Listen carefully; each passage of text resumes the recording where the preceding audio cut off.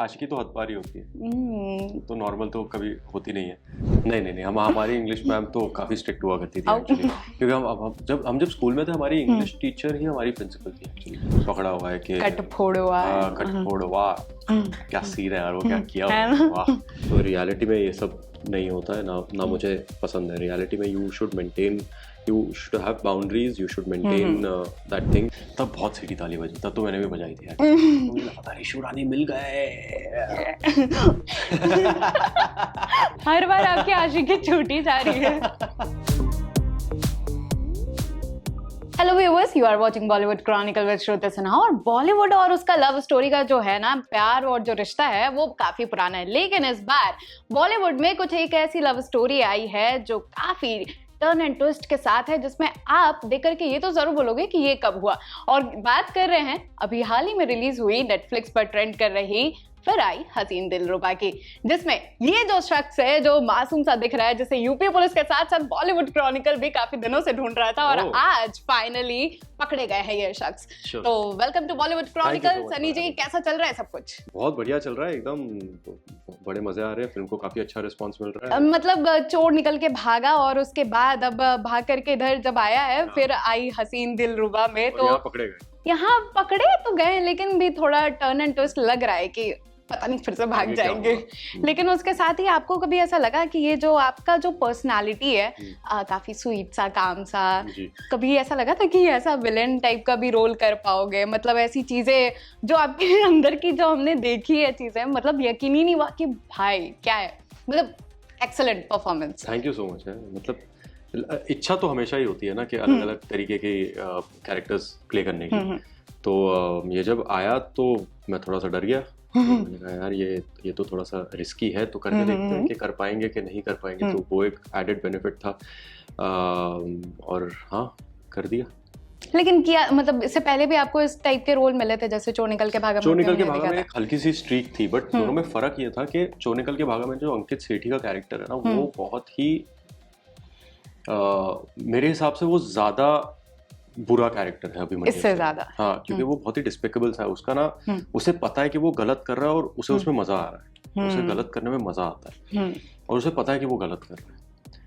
अभिमन्यु को नहीं पता है। अभिमन्यु को हालात ने बुरा बना दिया। अभिमन्यु को हालात ने बुरा बनाया और अभिमन्यु प्यार करता है तो प्यार करता है, वो रानी जी को कभी ठेस नहीं पहुंचाया। यहाँ पे अंकित सेठी तो नेहा जी का गला वाला पकड़ के बैठ गया था, तो वो अभिमन्यु कभी नहीं करेगा आई थिंक रानी जी के साथ। तो वो दोनों अपने हिसाब से बहुत ही अलग अलग थे, यू नो, डिफरेंट शेड्स। और साथ ही जब आया कि हसीन दिलरुबा का सेकंड पार्ट आ रहा है, फिर आई हसीन दिलरुबा, तो कहीं ना कहीं एक आर्टिस्ट के ऊपर भी प्रेशर हो जाता है कि उसका जो पहले वाला पार्ट है उसके लेवल तक या फिर उससे कुछ ज्यादा एक्सीलेंट परफॉर्म कर रहे हैं। ऐसा कुछ प्रेशर फील नहीं, ऐसा प्रेशर नहीं होता, बिकॉज आई थिंक वो सभी का एक वही होता है कि जब अगर सेकंड पार्ट अनाउंस किए तो you have to take it up a notch, you know, first part से। तो सबकी एक it's a joint effort by everybody. And क्योंकि मेरा कुछ बैकलॉग नहीं है फर्स्ट पार्ट से, मेरा एक बहुत ही नया कैरेक्टर है इसमें, तो मैंने ऐसा कोई प्रेशर लिया नहीं। मुझे बस ये था कि I should look like a part of the world, कि हसीन दिलरुबा का जो वर्ल्ड है जहाँ पे ऐसे कैरेक्टर्स है who are crazy, right, like even Rishu Rani वो भी पागल है, तो उसका बस एक हिस्सा लगना चाहिए। क्योंकि एक फिल्म की लैंग्वेज अपनी फिल्म की अलग अलग होती है, राइट, तो उस लैंग्वेज में अपने आप को ढालना वाज द थिंग। बट वो आप प्रेप के दौरान, वो जब आप रीडिंग्स करते हो या सेट पर जब पहले दिन जाते हो, तो वो सारी चीजें अपने आप हो जाती है, चीजें उसके हिसाब से डेवलप होने लग जाती है। लेकिन एक चीज और हमने देखा है कि जैसे शिद्दत में आपकी हद पार आशिकी देखने को मिली, फिर अभी देखने को मिल रही है फिर आई हद, ये राइटर आपको आखिर आपके आशिकी तक मिलवाते क्यों नहीं है? हर बार आपकी आशिकी छूटी जा रही है। हाँ यार, ये तो मैंने सोचा ही नहीं कभी। बोलना पड़ेगा राइटर को, एक बार तो मिलवा दो। एक तो फिल्म दे दो जहाँ पे मिल जाता हूँ मैं, है ना? ये मैं बोलूंगा एक्चुअली, एक बार बोलना। मतलब अभी जब मेरे को लगता है कि थर्ड पार्ट आएगी तो फिर कहीं ना कहीं रानी जी क्या पता मिल सकती है। नहीं, मुझे ये तो नहीं लगता कि रानी और ऋषु एक दूसरे को छोड़ेंगे कभी। हाँ, वो इतने ज्यादा आगे निकल चुके हैं प्यार में कि वो एक दूसरे का साथ तो नहीं छोड़ेगा, बट क्या पता पहाड़ों से भी छलांग लगा दे के लिए भी कोई आ जाए। हाँ, ये भी हो सकता है, इक्वली पागल हो, you know, so you never know that। और बात करें शिद्दत की, तो शिद्दत में भी क्या पता नेक्स्ट पार्ट में क्या कुछ हो सकता है? मुझसे निकलाने की कोशिश मत करिए कि शिद्दत किस बारे में है, स्पॉयलर्स नहीं थोड़ा वो सा तब बात करेंगे। अच्छा, नहीं मतलब मिल सकती है या नहीं मिल सकती, या फिर इस बार भी प्लेन तक ही रह जाएगा? मिल तो ऑब्वियसली सकती है ना, वो तो मिल जाती है लेकिन मंजिल तक नहीं पहुंच पाते। अब देखो, अब अगर मैं ये बोलने लग जाऊंगा तो फिल्म की स्टोरी खुल जाएगी, जो मैं कहना नहीं चाहता। अच्छा चलो ठीक है, वो फिर अगर आप अभी ऐसा पूछ लेंगे तो जब शिद्दत 2 के टाइम आएंगे तब आप क्या पूछेंगे? तब भी और भी बहुत उसके अगली फिल्म के बारे में पूछेंगे। तो ये फॉरवर्ड इंटरव्यूज चल रहे हैं। लेकिन कोई ना, लेकिन ऐसी हद पार आशिकी कभी की है रियल लाइफ में? आशिकी तो हद पार ही होती है, तो नॉर्मल तो कभी होती नहीं है। आशिकी का डेफिनेशन ही हद पार होना है। बट नहीं, ऐसा नहीं किया है कि मैं किसी को मगरमच्छ के मुंह में ढकेल दूं, किसी को मार दूं, वो सब कभी नहीं किया है यार। वो मतलब ना कभी दिमाग में भी नहीं आया, किया तो क्या ही है। खैर, थोड़ा जैसे आप क्रश खा रहे थे रानी जी पे शुरू में, जानते हुए भी कि वो विडो है, उसके बाद भी जान के कि उनका पति जिंदा है, तो कहीं ना कहीं थोड़ा एक ऐसा इलीगल टाइप का वाइब आने लगता है, यार थोड़ा तो कर रहे हैं गलत। तो ऐसा कभी बचपन में ऐसा इलीगल क्रश अपने टीन एज में कभी ऐसा हुआ है कि मालूम है कि नहीं ये गलत है, फिर भी क्रश हो रहा है? नहीं, टीनेज में तो हर किसी को हो जाता है। उसमें गलत नहीं है ना। आप जब मतलब basically obviously when you are a teenager, you are in college and everything, ये सब क्रश तो सभी खेलते हैं। हाँ, बट जनरली बॉयज मैम लोग पे खाते थे। नहीं, मुझे ऐसा कभी कुछ मैम पे कभी क्या बात कर रहे हैं? इंग्लिश मैम नहीं, हमारी इंग्लिश मैम तो काफी स्ट्रिक्ट हुआ करती थी एक्चुअली, क्योंकि हम जब स्कूल में थे, हमारी इंग्लिश टीचर ही हमारी प्रिंसिपल थी एक्चुअली। हाँ, तो हम सब बहुत डरते थे उनसे। अच्छा, और being a Punjabi Munda, like जब यूपी का आपने वहाँ पे एक्सेंट अडेप्ट किया जिस तरह से, और जिस तरह से आप डायलॉग डिलीवर किए, लगा ही नहीं कि भाई यूपी का नया एक्सेंट फ्लेवर चढ़ा है। कभी कुछ ऐसा यूपी का कोई लाइन उस एक्सेंट में कुछ ऐसा अच्छा लगा बोलने में? एक्चुअली पता है क्या, हसीन दिलरुबा में हमने कोशिश की थी कि हम ज्यादा एक्सेंट में ना घुसे। हमने उसको हिंदी ही रखा था। हाँ। लेकिन मैंने यूपी का एक्सेंट किया जब मैंने फिल्म की थी हुड़दंग, अच्छा, जो इलाहाबाद में सेट है। तब मैंने यूपी का एक्सेंट उसमें पकड़ा था। इसमें आई थिंक जिमी सर ने ज्यादा थोड़ा सा पकड़ा हुआ है कि कटफोड़वा क्या सीन है यार, वो क्या किया, वाह।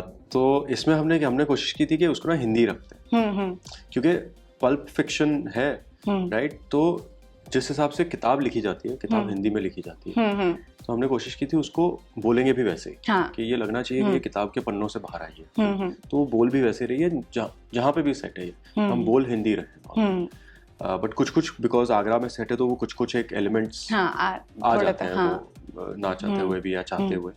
बट कभी हमने ये नहीं कहा, क्योंकि आगरा की अगर हमें वो बोली पकड़नी है तो फिर उसके लिए फिर डिक्शन डायलेक्ट कोच आते हैं, डिक्शन कोच आते हैं, उसके अंदर फिर घुसना पड़ता है, यू नो।